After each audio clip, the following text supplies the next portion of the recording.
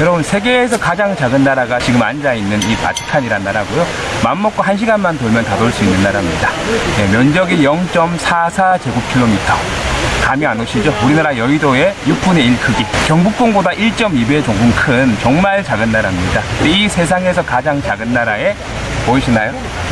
세상에서 가장 큰 성 베드로 성당이 있고요. 가장 작은 나라지만 또 가장 영향력 있는 인물이죠. 바로 교황이 머물고 있는 것이 바티칸입니다. 인구는요 856명 정도가 살고 있다고 합니다.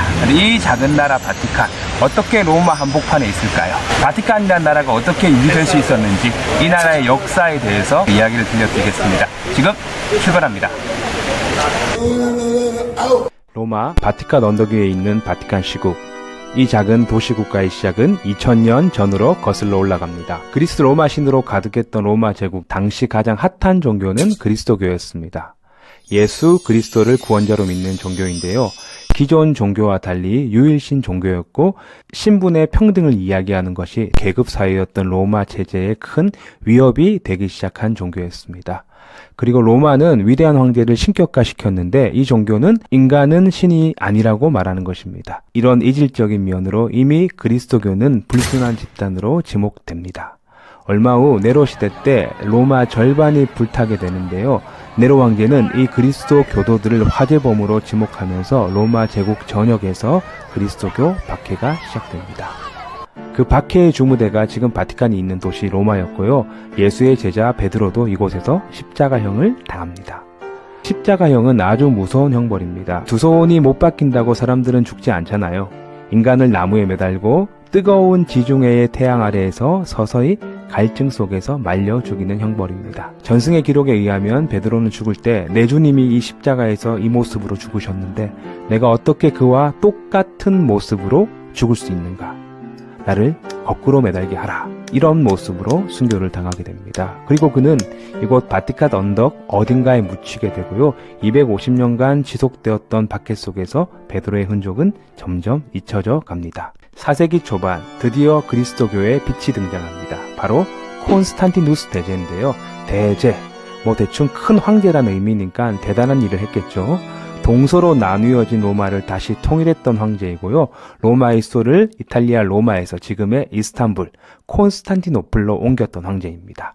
그리고 313년 밀라노 칙령을 발표하면서 박해받았던 기독교를 해방시켜준 황제가 바로 콘스탄티누스 대제입니다. 많은 분들이 기독교를 국교로 지정한 것과 헷갈려 하시는데요. 콘스탄티누스는 박해받았던 기독교에 자유를 준 인물이고요. 기독교가 로마의 국가 종교로 지정된 것은 380년 테오도시우스 황제 때입니다. 헷갈리지 마세요. 다시 콘스탄티누스 대제로 돌아가면요. 그는 기독교를 공인하고 성당을 짓는데 그때 이 베드로가 순교당하고 묻혀있는 이곳 바티칸 언덕 위에 성당을 세웁니다. 당연히 성당의 이름은 베드로 성당이었겠죠. 이 성당이 왜 중요하냐? 한날 예수께서 제자들에게 질문을 하십니다. 동문서답을 많이 했는데 이날은 웬일인지 베드로가 컨디션이 엄청 좋았나 봅니다.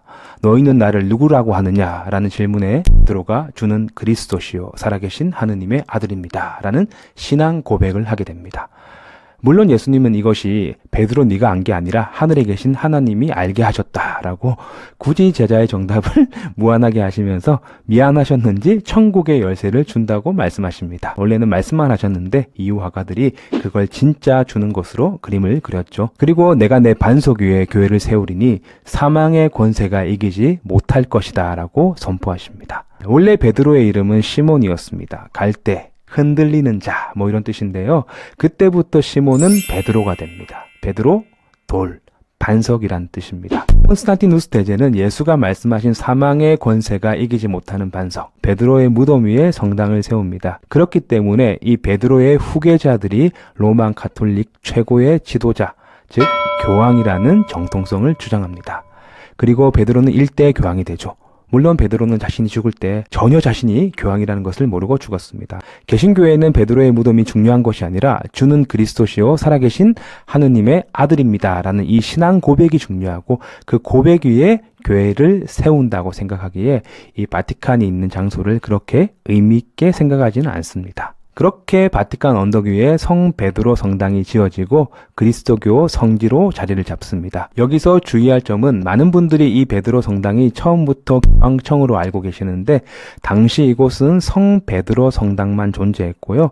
교황이 머물던 교황청은 산 주오반니 성당이 있는 라테란 궁이었습니다. 지금도 로마 카톨릭이라는 종교에서 가장 중요한 로마 주교자 성당은 이곳 산 조반니 인 라테란 성당입니다. 소로마 제국은 유라시아 대륙에서 넘어온 훈족과 게르만족의 잇따르는 침략으로 전쟁터가 되어버렸습니다. 여기에서 중요한 사건이 발생하는데요. 이탈리아 반도로 진격해오는 무시무시한 훈족의 왕 아틸라를요. 당시 교황 레오 1세가 만토바라는 도시에서 만나 단판을 지어 돌려보냅니다. 무시무시한 아틸라를 몰아낸 사건으로 레오 1세는 종교 지도자 이상의 사회적 신망을 얻고 교황의 권력을 강하게 됩니다. 이따른 침략으로 서로마 제국은 476년 결국 무너지게 됩니다. 서로마 제국은 무너졌지만 지금 터키 그리스 지방을 중심으로 했던 동로마 제국은 1000년을 더 지속합니다. 전열을 가다듬은 동로마 제국은 다시 이민족을 몰아내고 서로마 제국의 땅이었던 이탈리아 반도를 되찾게 되는데요. 6세기 초반 로마 땅에 로마 공국이라는 나라를 세웁니다. 공국은 왕보다 낮은 군주가 다스리는 나라를 말합니다. 당시 이탈리아 북쪽은 랑고바르도족이 지배하는 랑고바르드 왕국이었습니다. 너무 많은 민족이 나와서 헷갈리지만 그리 어렵지 않습니다. 다 게르만족입니다. 랑고바르드족은 북유럽에서 내려온 게르만족으로 랑고, 긴, 바르드, 수염, 긴 수염을 가진 민족 이런 뜻인데요. 지금도 이탈리아 북부 지역을 랑고바르드, 이탈리아 표현으로 롬바르디아 지역으로 부릅니다. 추운 데 살다가 따뜻한 이탈리아로 와서 컨디션이 더 좋아진 이 랑고바르도족은 동로마 제국을 이탈리아 반도에서 몰아내기 시작합니다. 이때 동로마가 세운 로마 공국은 동로마 제국의 영향력에 벗어나 독립적인 세력을 형성하는데 호시탐탐 로마를 노리는 랑고바르도족을 견제하기 위해서 프랑크 왕국의 힘을 빌리게 됩니다. 그럼 이 또 프랑크 왕국은 뭐냐? 프랑크족이 세운 나라인데요. 옛 서로마 땅이었던 프랑스 독일 쪽 지역을 지배하고 있었습니다. 이분들도 비슷한 게르만족입니다. 당시 로마에 있던 서유럽 종교 지도자 교황은 안으로는 동로마 제국 종교 지도자들과 갈등도 있었고요. 밖으로는 랑고바르도족의 침략에 시달리고 있었습니다. 이때 교황은 프랑크 왕국 피핀에게 도움을 요청합니다. 당시 피핀은 아버지의 뒤를 이어 프랑크 왕국의 왕이 되어 왕권을 강화하고 싶었는데 교황의 지지가 있다면 확실한 한방이 되겠죠. 여러분들 생각하시기에 힘도 없는 로마 공국 종교 지도자의 지지가 그리 중요하냐라고 생각할 수 있지만 당시 유럽 대부분 사람들은 그리스도교를 믿고 있었습니다. 종교 지도자가 머리에 기름을 부으며 왕으로 인정하는 것은 신의 선택을 받았다는 표식이기도 했습니다. 이렇게 두 사람의 이해관계가 맞아떨어지자 피피는 왕권을 잡고 교황은 그를 지지하게 되니 사람들은 신의 뜻이겠구나 생각했고 피핀의 정통성은 인정을 받게 됩니다. 이때 피핀은 감사의 표시로 이탈리아 반도에 있던 랑고바르도족을 몰아내고 동쪽 끝 라벤나까지 정복하여 교황에게 보답으로 땅을 선물합니다. 피핀의 증여, 교황의 직접적 지배하에 있는 영토가 탄생하는 순간입니다. 아주 중요하죠. 서기 754년 교황령이 드디어 탄생합니다. 당시 한반도는 통일신라가 전성기를 보내고 내르막길을 내려오던 시기였습니다. 그리고 또 한 명의 영웅이 탄생합니다. 카롤루스 대제라는 인물인데요. 유럽의 아버지라고 불리는 인물이죠. 일단 또 대제라고 하면 아주 중요한 일을 했겠죠. 프랑크 왕국의 최고의 전성기를 이끌었던 인물로 프랑스에서는 샤를마뉴라고 불리는 인물인데요. 지금의 서유럽을 대부분 다 정복했던 인물이고 정복지마다 그리스도교를 전파하고 성전을 세우니 교황 입장에서는 최고의 아들이죠. 서기 800년 교황 레오 3세는 크리스마스 미사에 참석한 카를루스 대제에게 소로마 제국 황제의 관을 씌워줍니다. 이 장면을 잘 기억하셔야 됩니다. 종교 지도자 교황이 황제의 머리에 관을 씌운 이 장면, 이것이 교황이 세속 권력 이상의 힘을 가지는 중요한 상징이 되는 것입니다. 황제의 권력은 교황이 머리에 관을 씌움으로 완성된다. 그 위대했던 로마 제국의 영광을 계승한 신성 로마 제국이 태동하는 순간입니다. 그렇게 교황과 세속 권력자는 서로의 이익을 충당하며 잘 지내다가 한 번은 크게 다툰 사건이 발생합니다. 여러분, 카노사의 굴욕이라고 들어보셨습니까? 당시 성직자 임명권을 가지고 교황과 신성 로마 제국 황제가 싸웁니다. 국회의원 공천권 가지고 싸우는 비슷한 사건이죠. 교황의 지시에도 황제가 따르지 않자 당시 그레고리오 7세 교황은 황제와 황제를 지원하는 그 어떤 세력도 파문해 버리겠다고 선포합니다. 파문. 교황이 강력한 군대를 가진 황제에게 대항할 수 있는 가장 무서운 무기죠. 파문은 기독교 공동체에서 추방당하는 결정이기 때문에 세례의 효력이 사라지고 사후 세계의 구원을 받지 못한다는 가혹한 결정이었습니다. 교황이 황제를 파문시키겠다고 하자 당시 귀족들도 황제에게 등을 돌리는 사건이 발생합니다. 이때 황제는 용서를 빌기 위해서 교황이 있는 이탈리아 중부 카노사라는 성을 찾습니다. 신성 로마 제국의 하인리 4세 황제는 그 추운 눈밭에서 고해복을 입고 3일 동안 금식하며 교황에게 용서를 구했고 결국 교황이 집전한 미서에 참석하는 것으로 교황의 파문은 끝이 나게 됩니다. 이 사건 이후 황제는 달, 교황은 태양이라는 말이 탄생합니다. 하늘을 찔렀던 이 교황청의 권위를 동방까지 보여주고자 했던 사건이 바로 십자군 원정이었습니다. 1095년에 시작하여 200년간 지속된 전쟁인데요. 그 시기에는 그리스도교 최고의 성지 예루살렘이 이슬람 교도의 지배 하에 있었는데 이 거룩한 땅을 되찾자는 목적의 전쟁이었습니다. 그것이 신의 뜻이라고 설교하며 일으킨 로마 카톨릭과 이슬람 세력 간의 대결은 예루살렘을 털어나지 못하고 엄청난 피해만 남기고 서유럽 세력의 패배로 막을 내립니다. 교황권 강화라는 초기 목적과 달리 교황권은 위축되는 결과를 만듭니다. 그리고 또 하나의 중요한 사건이 1309년 일어나는 바로 아비뇽 유수라는 사건인데요. 유수라는 단어가 잡아 가둔다라는 뜻이죠.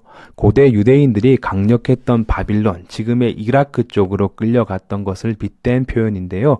프랑스의 막강한 왕 필립 4세가 종교 권력마저 자신의 발 아래 두기 위해서 1305년 프랑스 출신 추기경이 교황이 되자 교황청을 프랑스 남부 아비뇽이라는 도시로 강제 이주시켜버린 사건입니다. 이 사건으로 교황권은 크게 약화되었고 굳건했던 서유럽의 그리스도교는 분열을 맞이합니다. 1377년 결국 프랑스에서 다시 로마로 교황청이 돌아오게 됩니다. 돌아와 보니 기존에 있던 교황청은 황폐해졌고 거기다 화재로 파괴가 심해졌죠. 교황청 이사를 가게 되는데요. 이사 간 곳이 지금 바티칸이 있는 그곳. 베드로 무덤 위에 세워진 성 베드로 성당이 있는 곳이었습니다. 의미도 딱 들어맞죠? 그때부터 교황령은 바티칸을 중심으로 정비됩니다. 그 동네가 지금까지도 부촌입니다. 그러나 이 성 베드로 성당도 오랜 세월 사용하였기에 낡았고 부실했습니다. 그리하여 아주 크고 화려한 성당을 계획합니다. 이를 실행에 옮긴 사람이 바로 율리우스 2세라는 교황입니다. 미켈란젤로에게 천장화를 주문하고 라파엘로에게 자신의 집무실을 장식하게 했던 그 유명한 교황 맞습니다. 그러나 이 엄청난 프로젝트는 국가의 예산을 집어삼키는 블랙홀이 되고 재정을 마련하기 위해 죄를 짓고 남은 벌을 면제하는 대사행위를 돈을 받고 남발하게 됩니다. 비카톨릭 표현으로는 면제부 판매의 사건이죠. 이런 혼란 속에서 로마를 방문했던 독일의 성직자 마르틴 루터는 큰 실망을 하고 독일 비텐베르크로 돌아가 95개조 반박문을 써 붙이게 됩니다. 거기에는 성 베드로 성당 건축에 대한 비판도 포함되어 있습니다. 결국은 로마 카톨릭은 또 한 번 분열되어 구교와 신교로 나뉘어지게 됩니다. 그래서 지금도 알프스 북쪽 국가들은 독일과 북유럽을 중심으로 남유럽 국가들에 비해서 개신교가 강세를 보입니다. 그리고 얼마 후 가장 비극적인 사건이 발생하는데요. 바로 사코 디 로마 대약탈 사건입니다. 클레멘스 7세 교황은 유럽 초강대국이었던 오스트리아 합스부르크를 견제하기 위해 프랑스, 잉글랜드, 베네치아, 밀라노 등을 끌어들여 동맹을 결성하는데요. 동맹에도 불구하고 합스부르크 카를 5세의 군대는 로마를 점령합니다. 통제를 벗어났던 용병들에 의해서 로마는 끔찍한 대약탈을 당하게 됩니다. 이때 교황은 천사의 성으로 황급히 도망갔고 교황을 지켰던 다른 군대는 다 도망갔지만 유일하게 스위스 용병만 남아서 싸우다가 장렬하게 몰살당합니다. 때문에 지금까지도 바티칸은 스위스 남자만을 근위병으로 고용하고 있습니다. 그리고 바로 그 유명한 나폴레옹이 교황권의 몰락에 마침표를 찍습니다. 서유럽 대부분을 정복했던 그는 1804년 파리 노트르담 성당에서 대관식을 거행하는데요. 유럽의 모든 눈이 향한 이 행사에서 비오 7세 교황은 들러리로 전락합니다. 초반에 보여드렸던 이 그림 기억나시죠? 교황이 카를로스 대제에게 관을 씌워주는 장면. 이것이 교황 권력의 원천이었지만 이날 나폴레옹은 셀프로 관을 쓰고요. 뒤에 교황이 멀쩡하게 있는데도 황후 조세핀에게 관을 씌워주고 있습니다. 교황은 뻘쭘하게 손을 들어 축복을 하고 있는 모습입니다. 쓸쓸하네요. 나폴레옹도 몰락하고 얼마 지나지 않아 이탈리아 반도에는 통일운동이 일어납니다. 오스트리아를 몰아내고 다시 하나의 이탈리아 국가를 만들자라는 희망이 퍼져나갔고 두 명의 영웅 가리발디와 빗토리오 엠마누엘레 2세에 의해서 통일의 조각은 맞추어져 갑니다. 이제 남은 땅은 로마였습니다. 로마 정복이 부담스러웠던 것은 전 세계 신자들이 로마를 바라보고 있었기 때문이죠. 심지어 이탈리아 군인도 신자들이 많았겠죠. 종교 지도자 교황을 공격한다는 것은 매우 곤란한 일이었습니다. 그러나 주세페 가리발디는 로마를 두고 통일을 한다는 것은 결코 용납될 수 없다. 로마 오 모르테, 로마가 아니면 죽음을 이라는 슬로건을 걸고 군사행동을 개시합니다. 그는 실패하였지만 결국 1870년 9월 20일 교황령의 마지막 당 로마는 이탈리아 군에게 함락되었고 1100년 동안 이어져 온 교황령은 지도에서 사라지게 됩니다. 그럼 지금 바티칸이란 나라는 왜 남아있나? 여러분들이 알고 계시는 나쁜 남자 히틀러가 크게 영감을 받았던 이탈리아의 독재자 무솔리니에 의해서인데요. 이 대목에서 재밌는 것은 처음 교황령이 생긴 것과 똑같은 역사가 반복됩니다. 쿠데타로 정권을 잡은 무솔리니에게 대중의 지지는 필요했죠. 왕은 땅이 필요했습니다. 이해관계가 맞아떨어지자 라테란 공에서 수백 번의 회의 끝에 드디어 1929년 2월 11일 라테란 조약이 발표됩니다. 여러분들이 알고 계시는 그 바티칸 시국이 탄생하게 되는 순간입니다. 무솔리니 정권은 교황청의 독립성 및 주권을 승인하고 지금 보이는 땅을 바티칸의 영토로 지정하게 됩니다. 그리고 교황청은 무솔리니를 인정하면서 그의 지지 기반에 정통성을 부여합니다. 서로 윈윈했던 결과죠. 이 사건 이후 무솔리니는 세계 2차 대전에 참전하게 되고 잔인한 만행을 저지릅니다. 이때 교회는 무솔리니의 눈치를 보느라 약자의 편에 서지 못했다는 큰 비난 앞에 직면하게 됩니다. 이 추락했던 교황청 개혁을 이루어냈던 인물이 바로 요한 23세 교황인데요. 그가 주도했던 제2차 바티칸 공의회는 가톨릭이 다시 한번 세상의 신뢰를 얻게 되는데 중요한 분기점이 되었습니다. 이 공의회는 너무 중요해서 제가 따로 한번 영상을 준비해 보겠습니다. 그리고 반공주의자였던 요한 바오로 2세, 지금의 프란체스코 교황으로 이어지는 교황들의 행보는 많은 사람들의 지지를 받고 흔들리지 않는 교황청의 모습을 쌓아나가고 있습니다.